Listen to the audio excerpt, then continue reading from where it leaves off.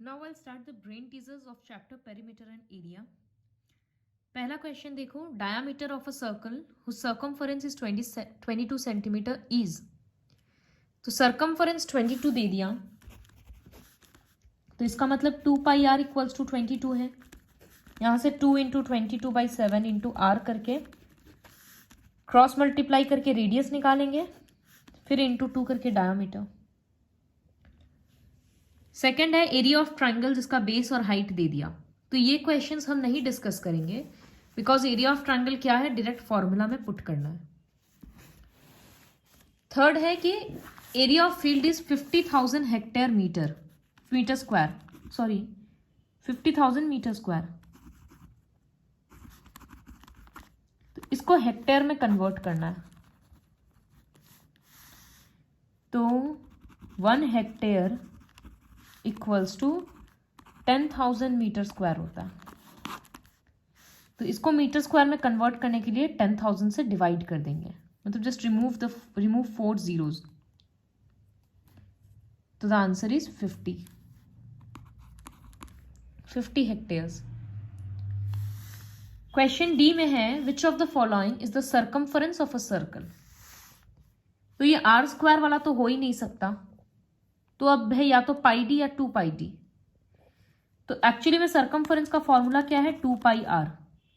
यहाँ 2 और आर के बदले हम डी लिख सकते हैं, तो आंसर हो रहा है पाई डी, मतलब सेकेंड ऑप्शन.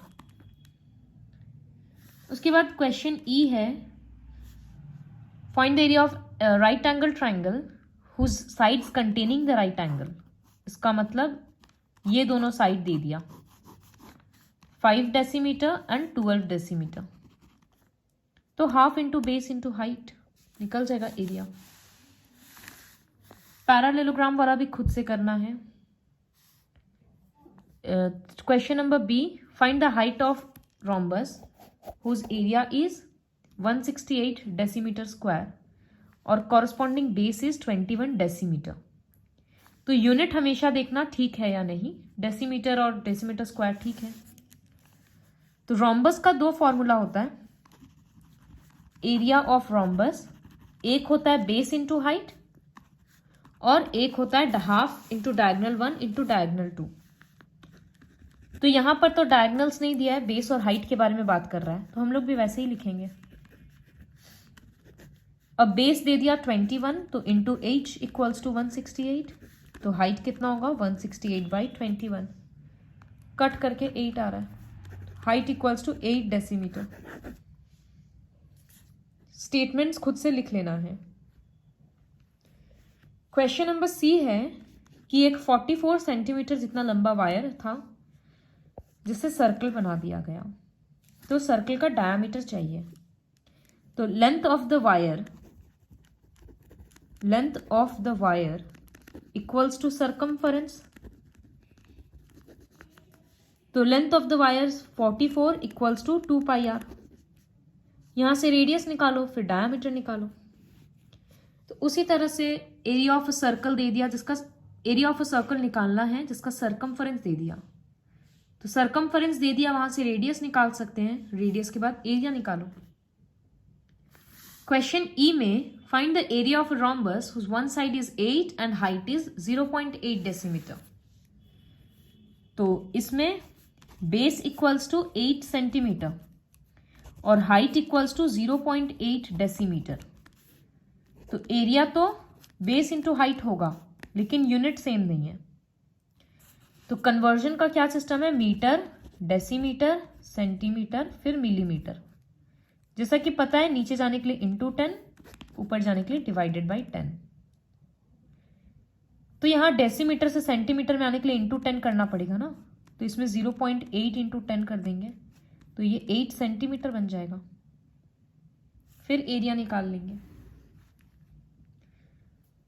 उसके बाद question number 2, a path 2.5 meter wide runs along the boundary of a square field. Square field है 65 मीटर का, इसके चारों तरफ पाथ है. तो इस तरह का क्वेश्चन हो गया. जिसका विथ है 3.5 मीटर। तो बाहर वाला ABCD, अंदर वाला PQRS। तो अब निकालना है एरिया ऑफ द पाथ, मतलब ये वाला। तो outer area minus inner area, तो आउटर एरिया तो हो जाएगा, outer area equals to 65 into 65 metre square. Side into side हो जा रहा है, लेकिन इनर एरिया के लिए डायमेंशंस निकालना होगा। तो PQ कितना होगा, PQ और QR एक ही निकालेंगे, स्क्वायर है ना। तो PQ क्या है, 65 माइनस 3.5 माइनस 3.5 मीटर। तो ये हो जाएगा 65 माइनस 7 मीटर, 58 मीटर। तो फिर एरिया ऑफ PQRS वो होगा साइड इंटू साइड, मतलब 58 इंटू 58 मीटर स्क्वायर। इसको भी कैलकुलेट करेंगे तो एरिया ऑफ पाथ निकल जाएगा। फिर बोला है also find the cost of manoeuvring the field at the rate of 25 पर मीटर स्क्वायर। तो फील्ड में मैन्यूअर कहाँ लगाना है, ये वाले पोर्शन में। तो इसी में इंटू 25 करेंगे। तो PQRS का एरिया तो ऑलरेडी पता है, बस उसी में इंटू 25 करेंगे।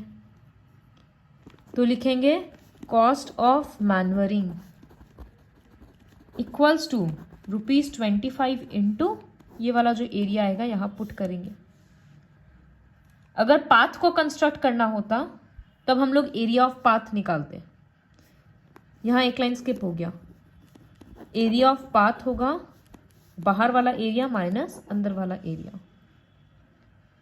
और मैन्यूअर करने का कॉस्ट निकालना है तो मैन्यूअर तो अंदर वाला एरिया में करेंगे, तो इसीलिए इनर एरिया में 25 मल्टीप्लाई कर देंगे। इसके बाद okay, I'll complete rest of the sums in the next video.